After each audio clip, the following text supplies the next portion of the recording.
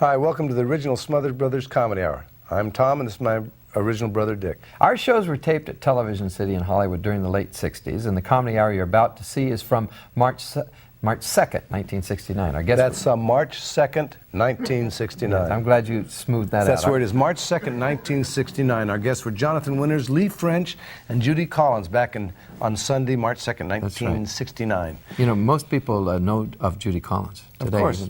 Judy Collins had some hit songs, Send in the Clowns, Both Sides Now, which was written by Joni Mitchell.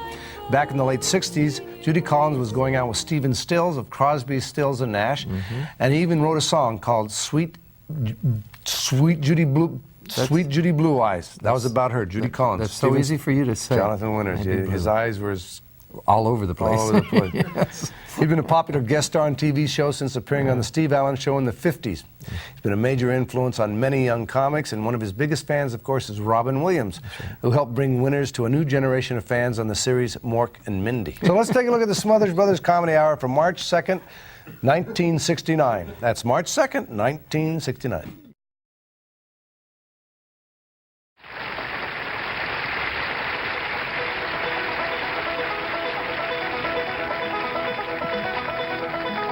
Well, it's knowing that your door is always open and your path is free to walk.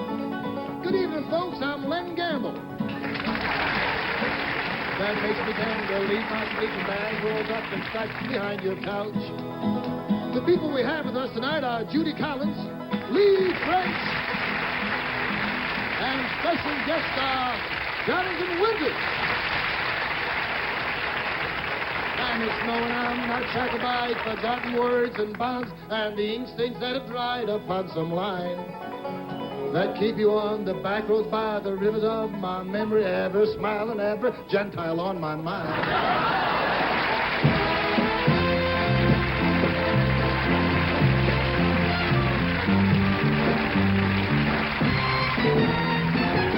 It's the Smothers Brothers Comedy Hour with guest stars Judy Collins,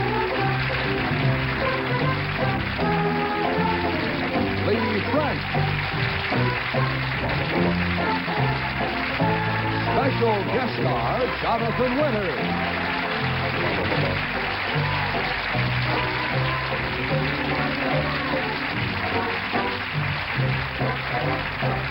Jimmy Joy singers, the Ron Poindexter Gangsters, and Nelson Riddle and his orchestra.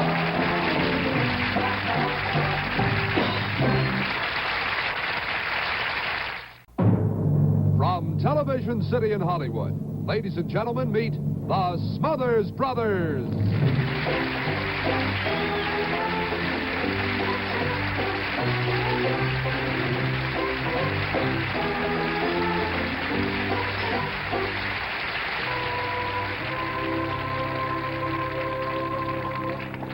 Thank you very much, ladies and gentlemen. The song I'm about to sing concerns the greatest emotion that a man can experience, love.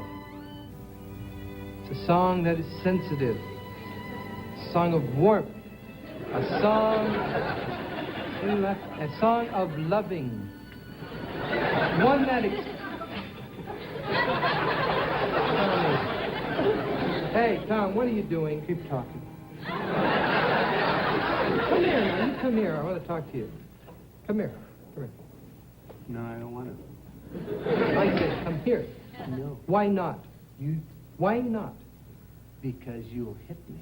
Me, your own brother? I wouldn't hit you. You were adopted.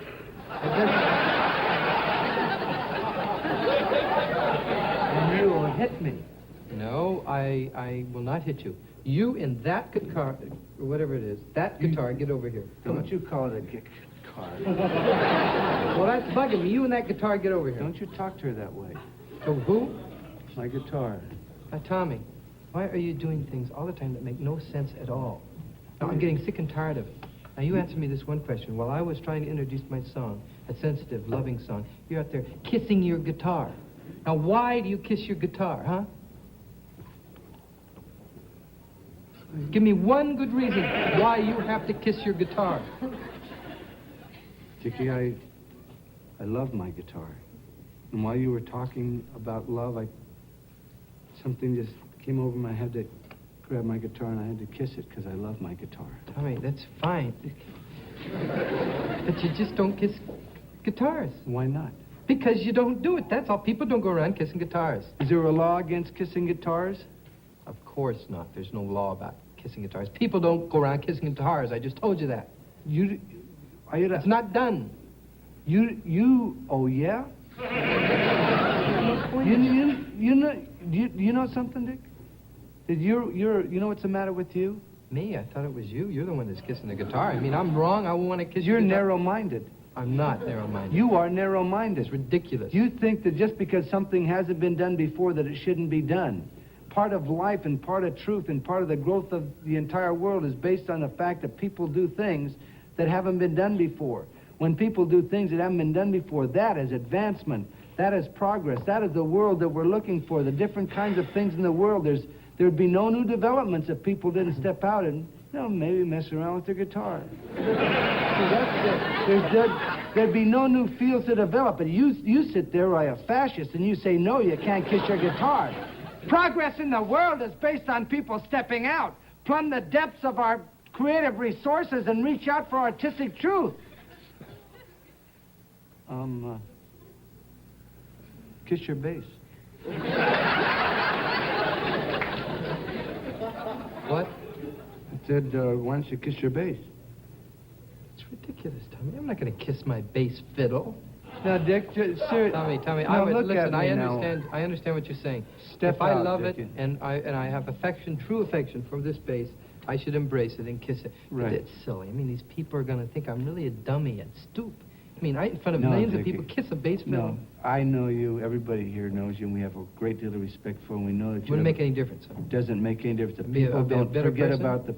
forget about the people. Just kiss your bass. But it makes me feel stupid to do something like that. It would be beautiful if you kiss your bass to show the love that you have for your bass, like I do for my guitar. Well, you could carry it off real See good. how I do my guitar? Now you kiss your bass. Come on, guy. Show how you feel about I your really bass. feel dumb doing No, this. go ahead. Go ahead, Dick. What will it do to me? I'll feel different? You'll feel better about it. Go ahead and kiss your bass. Go ahead.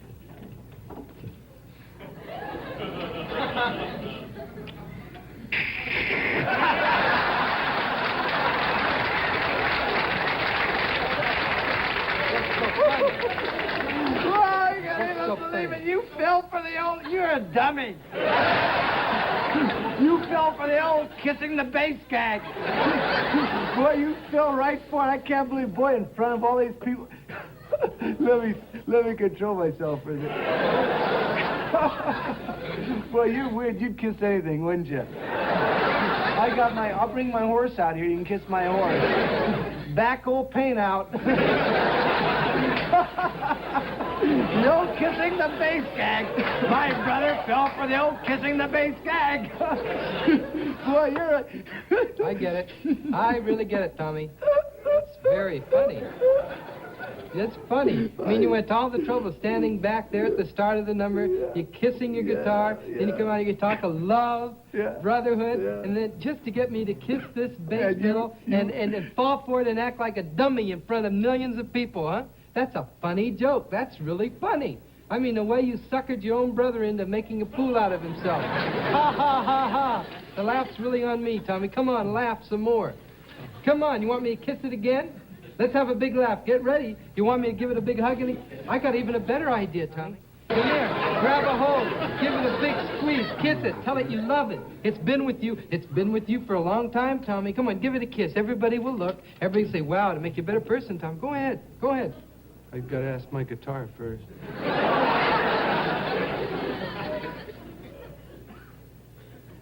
Go ahead. Go ahead, kiss it.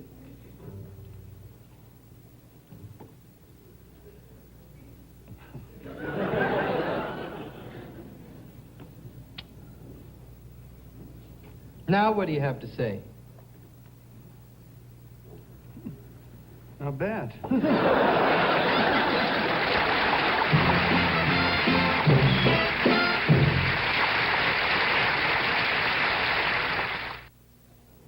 For 2 weeks now, and this has really been sort of silly, for 2 weeks now, my brother's been trying to catch me with that old looking up in the air gag, you know, where the guy stands, looks up, and, you know, the other guy looks up and he catches him and laughs. But he hasn't been able to do it. But watch this. He's so dumb. and so stupid that I'll catch him this time. You watch. I'll stand here like this for a few minutes. He'll come along eventually. And watch this. What are you looking at? Huh? I get it. The old looking up in the air gag, huh? See, my brother's looking up in the air, and then when I come in, he thinks that I'll be stupid enough to look up in the air like he's looking up in the air, and then he'll say, "Ha! I tricked you." You fell for the old looking up in the air gag. You think, but I'm not gonna fall for that old thing. The oldest gag in the world, the old looking up in the air gag. What are you looking at? What do you see? Oh, it's a bird, Tommy. A big, sort of gray. It's a beautiful bird. Lovely bird. You must think I'm some kind of a dope. My brother thinks I'm some kind of a dope. He's like telling me about there's some bird up there that he's looking at. It shines in the sunlight. It's very lovely. Pretty bird. What kind of bird is it? Is it a Saguni bird, maybe? Maybe it's a Goonie bird. Maybe it's a speckled bird. I know what it is. It's a dicky bird. That's what it is. Oh, there it is.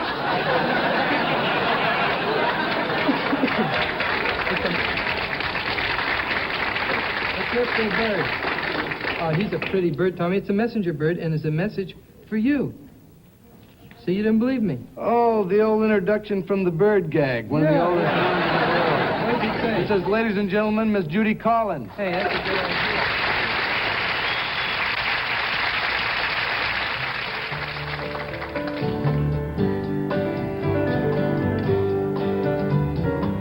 There's a young man that I know, his age is 21, comes from down in southern Colorado,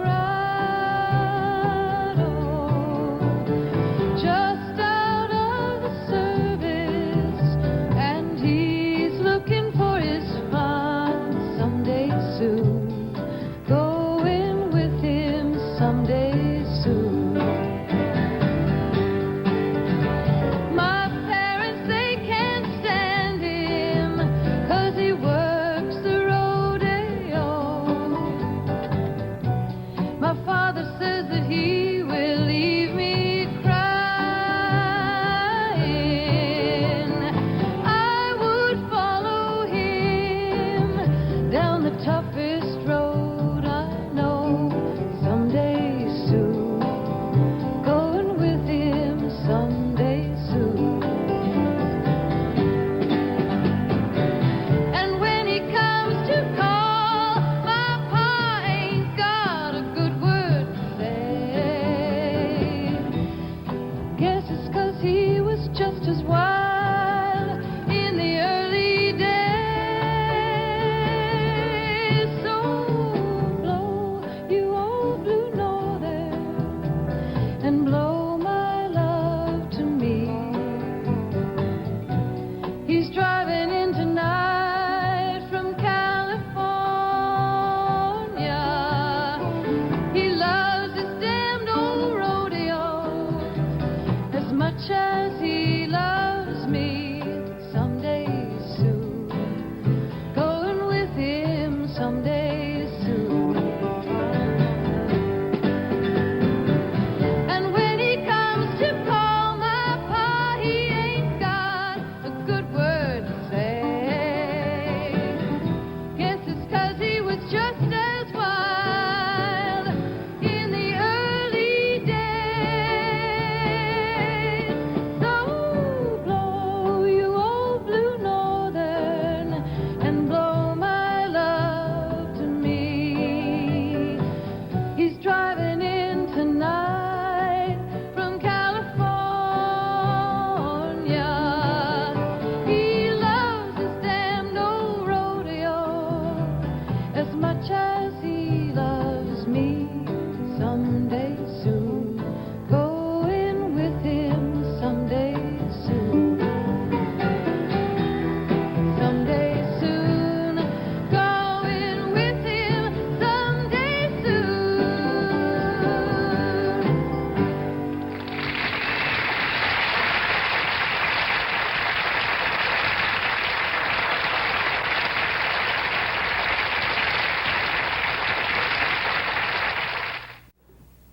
And now, ladies and gentlemen, one of the funniest men in the entire world as we travel around whence we cometh, one of the funniest men in the whole world. That's right, Mr. Jonathan Winters. Hey!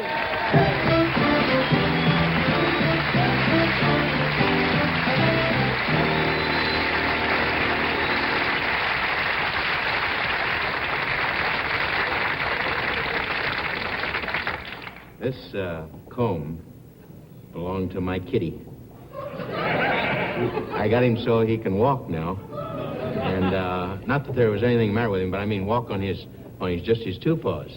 Really? Yeah, he used to, like a regular cat, all four, but now he stands, and I got him a little pair of pants, and a little funny hat with some Well, what did he do? political buttons in it. And he just sits there and he's, What did he do with the comb? well, he combed his whiskers. Yeah, isn't that cute? I want you to have that. You have any pets? No, I don't. Huh? That's Thank you very much. in case you get one. Huh? Don't blow on it, because that's...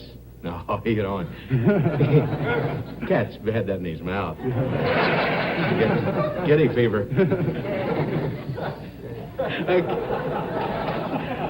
Well, I thought tonight I'd just talk to you about the West. We're out there in television land, out here in California. And years ago, maybe back in the 1800s, a little group of clowns got in a funny little wagon with a sheet over it and some cows and horses and a little doggy and a kitty.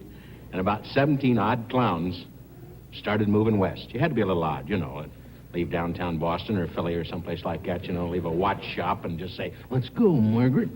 So the beginning scene, of course, is about, as I say, 17, 18 at the most in this little wagon train. And there's always, of course, the wagon master, who's a burly devil, big shoulders, tiny waist, wrapped in elephant skin, and he's, and all the women kind of, oh yeah, only about 4 chicks in the whole wagon train. And one's a schoolmarm, said, here are my books, learn to read. So he has a beautiful opening line. He says, all right, move them out. Oh, I'm sorry there, Bob. Get you a good lick, didn't I? Oh. So they start in the cattle. Then there's always a little guy there, strange little cat, and he has a little mouth organ here, and he's...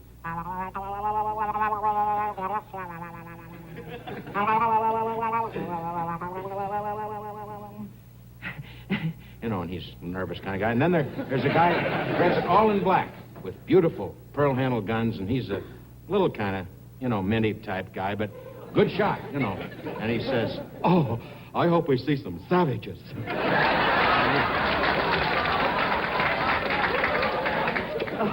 I caught him, too. But as weird as he is, he's a good shot. Then, of course, there's always an older cat there. People that just, are giving up anyway, and they're ready to turn in, but they want to discover something before they do. And the old man, what do you think, Margaret? Cut it out, Roy. Shape up or ship out. Eat your beans. So finally, they're moving across the country, and they come to the great Mississippi River. The preacher comes out of his little wagon, been riding a donkey most of the way, and he gets off the donkey, and he has the book here, and he says, Lord willing, friends, let's gather around here. Please, put that down. And the little kid starts to run around the fire. They always have a couple of little kids in there for atmosphere, and the little kid...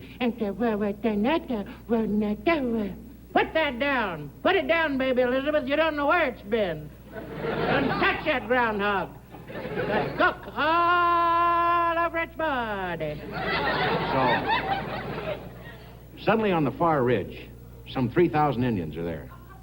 And they're hungry, and they're out of bread and some sauce they need and stuff, and some goodies, some cattle, and they got their eye on a fun collie there, and so they... And the pioneers say, oh, no! And the guy, oh, there they are.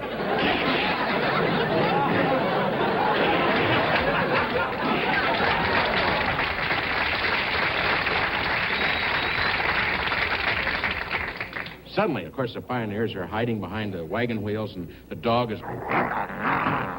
And they're... Ow.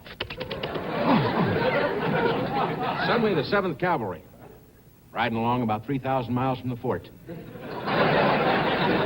It's a normal day, and the major looks down. He sees these poor devils being wiped out, and he says, beautiful line, he said, looks like there's trouble down there.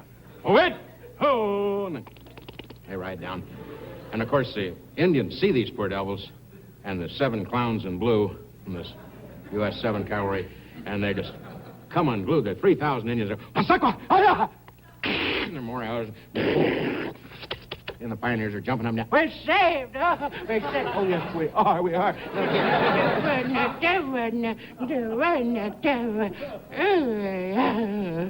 And a little kid falls forward and, out of excitement, perishes. And, sickle in there. And there's a few more shots and screen of smoke and a pause, and you hear...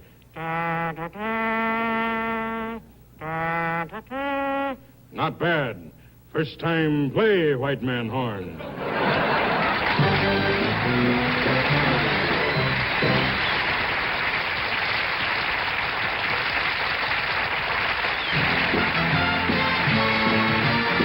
We'll be right back with Jonathan Winters, Judy Collins, and Leigh French on the second half of the Smothers Comedy Brothers Hour.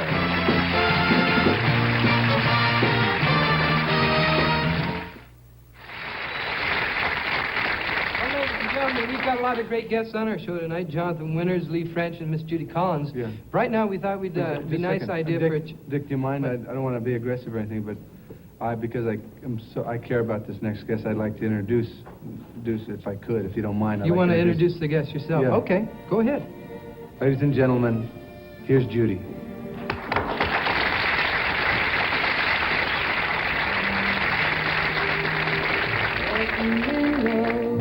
Empty hallways, a pale dead moon in the sky streaked with gray. Human kindness overflowing, and I think it's going to rain today. Scarecrows dressed in latest styles, with frozen smiles to keep love away. Human kindness, it's overflowing, and I think it's going to rain today.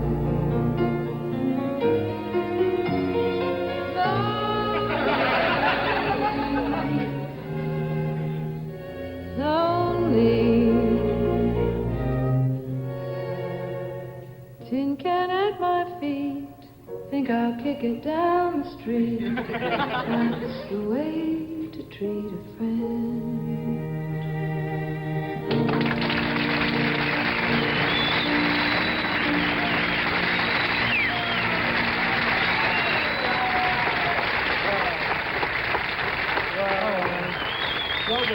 Wasn't that great, What Dick? was that? That was really great. Our next guest, we have... Tommy, what about that? What was it? What was it all about?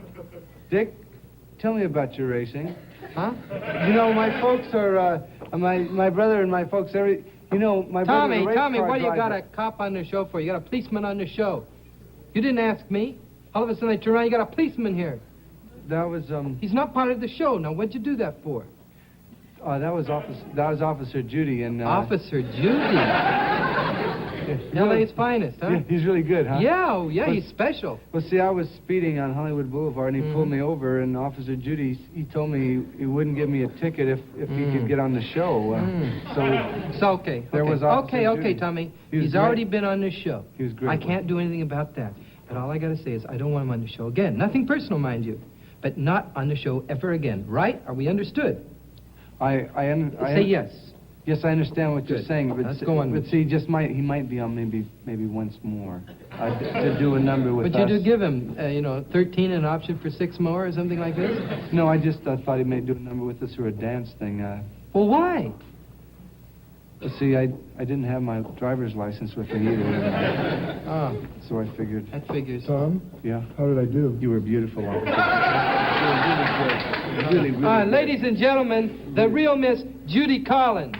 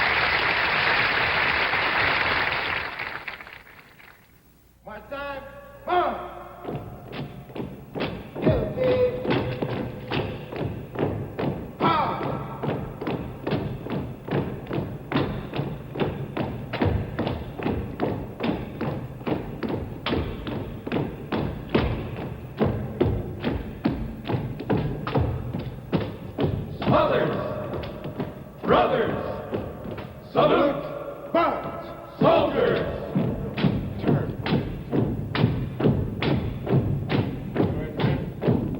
Come on, you people. Get in here in an orderly manner. Oh, and get your hands out of your pockets there, soldier. You've been in over 16 months now. Sand in your pockets, sir. What kind of hat is that on there? Turned around there, huh? Not riding a horse yet. How are you, young man? Good. See you in the garden.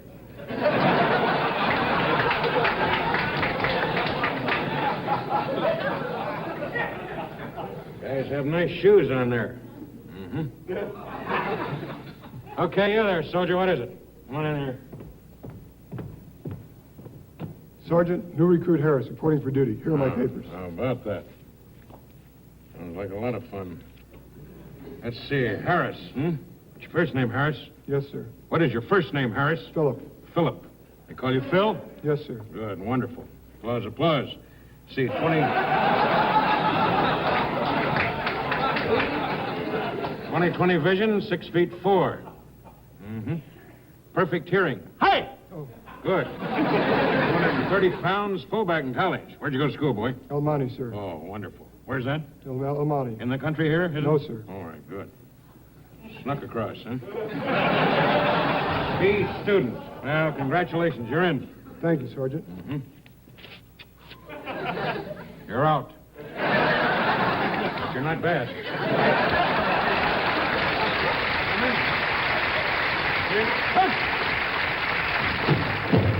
Just like, huh. Guilty, huh. Order, huh. Parade, brothers. Good.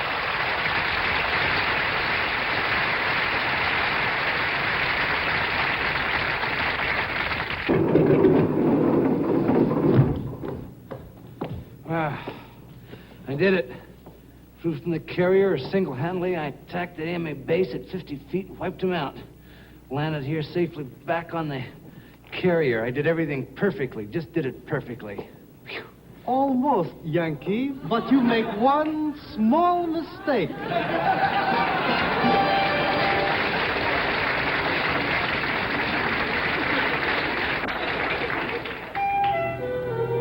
I told you, my dear, that it's top secret. There's no use in discussing it. None at all.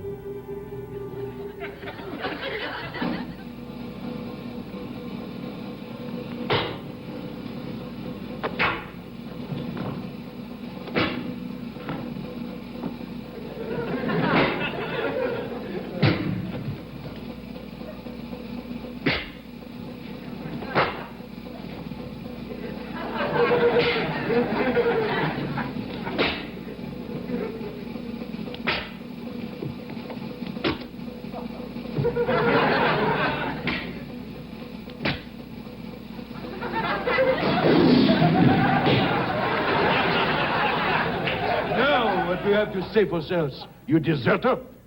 I'm the general. He's the deserter.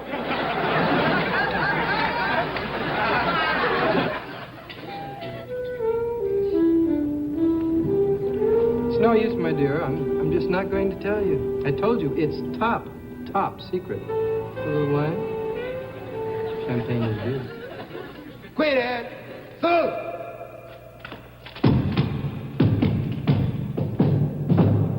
Ready up. 2.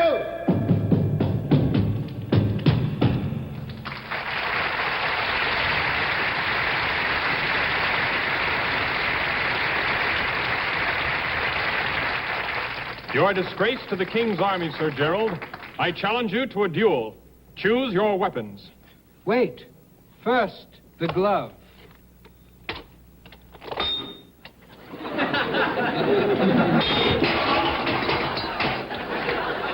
Well, you want this 3-day pass pretty bad, don't you, soldier? Yes, sir, Sergeant. Well, you'll get it after I inspect your footlocker here. Yes, sir. Okay? Yes, sir. Open it up, kid. Yes, sir. Really?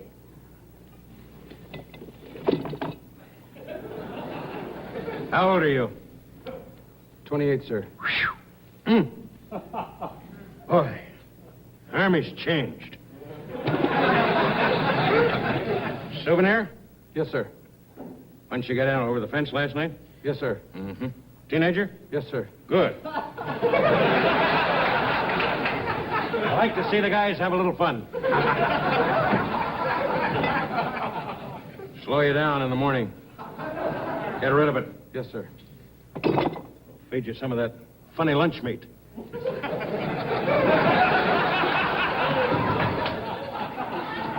You must be putting me on, aren't you? No, sir. Hmm? No, sir. Did you bring this to camp with you? Yes, sir. Get rid of it. Yes, sir. Who'd you want to call? That's Sandy's phone, isn't it?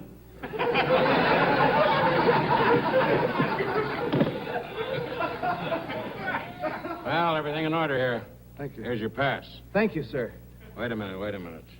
What's this doing in here? Huh? In a foot locker. Give me that pass.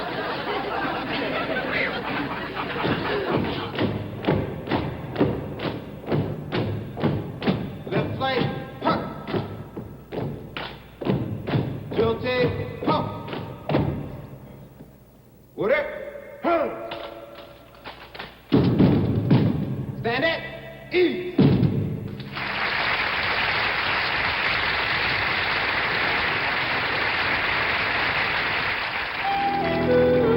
No, my dear. 1,000 times. No. No matter what you do. The secret will never pass these lips. I can't tell you, my dear. It's a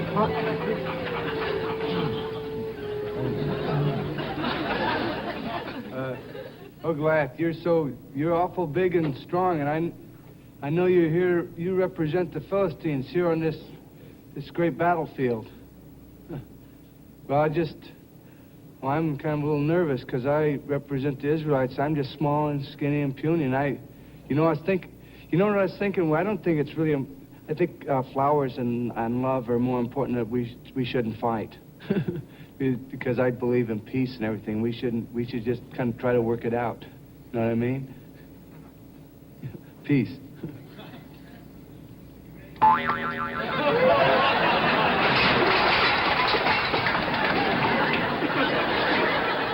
Okay, all you civilians over here, if you will, please. This 75 millimeter cannon makes a tremendous roar.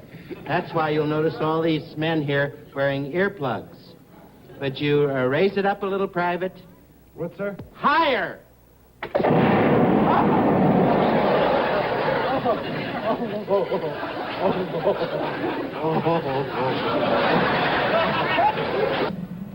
Our cause against the heathen Turk is just. We shall conquer them for God and country. We shall defend ourselves against the English infidel, and we cannot lose, for Allah is on our side. I, Napoleon Bonaparte alone, shall conquer all of Russia, with God's help. Napoleon's armies will never reach Moscow, because God Almighty is always watching over his Russian people. Well, lick the pants off those krauts, so help me God. God is mit uns. Don't forget it, God. Remember who you chose. It is a holy war. Allah has so declared. Wait a minute. God can't be on all your sides. I mean, whose side is he really on?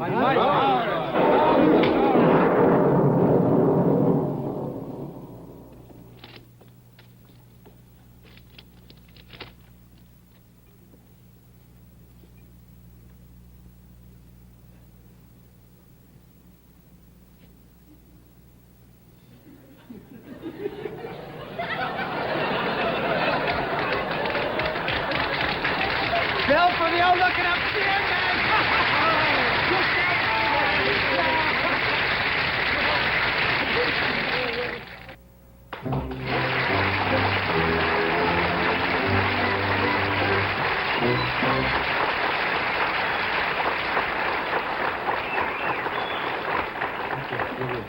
Thank you very much, ladies and gentlemen. We'd like to thank our wonderful guests for this week, Mr. Jonathan Winters, Judy Collins, and Leigh French. Can they do another spot?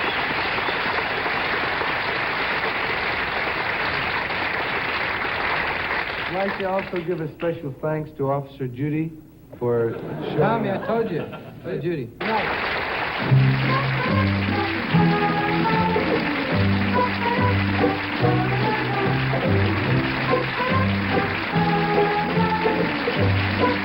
Next week, the Smothers Brothers guests will be Jackie Mason, Joan Baez, Nino Temple, April Stevens, John Hartford, and the committee. Next week.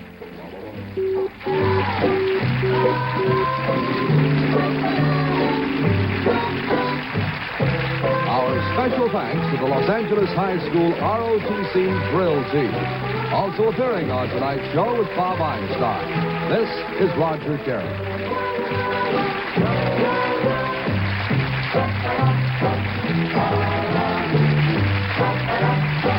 Tomorrow night here on CBS, Broadway showstopper Ethel Merman and funny man Tim Conway join Carol on The Carol Burnett Show. Now stay tuned for suspense on Mission Impossible.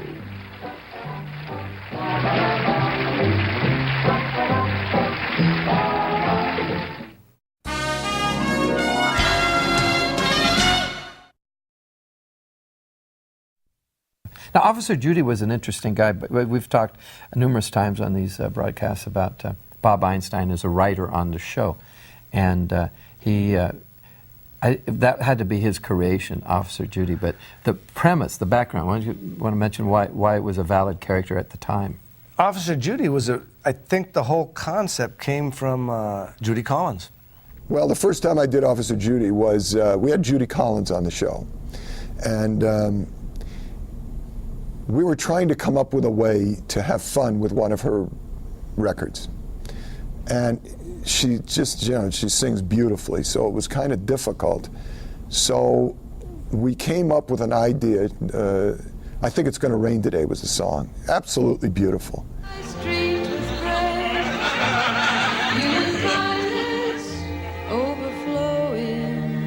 And I think it's going to rain today.